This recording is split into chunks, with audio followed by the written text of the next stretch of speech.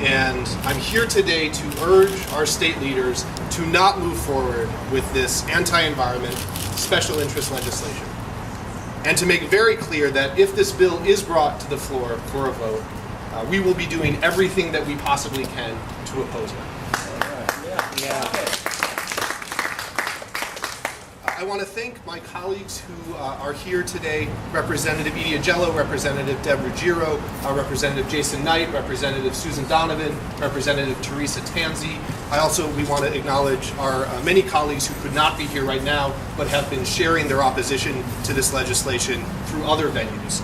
The reason that we are also concerned about this proposal is that it takes a program, net metering, that is meant to help protect the air we breathe and support a transition to a clean energy future, and it flips it on its head to incentivize a practice that is not good for our environment, is not good for our climate, and is not good for our children's health.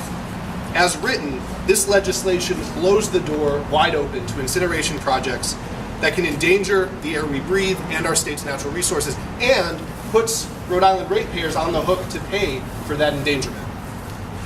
As has been previously mentioned, studies have shown that biomass incineration can release as much or more carbon and other pollutants as burning coal.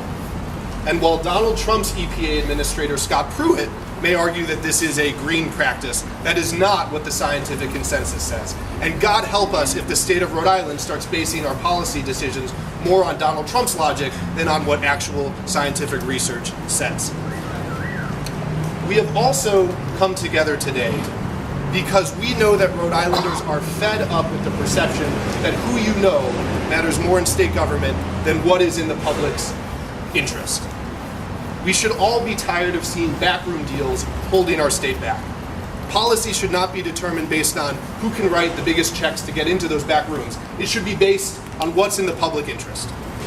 This legislation, we believe, fails that test, and that is why we urge state leaders to reconsider, to hit the pause button, and to move forward with an approach that is good for our environment, that supports our climate, and that puts actual public policy considerations over special interest backroom deals. Thank you.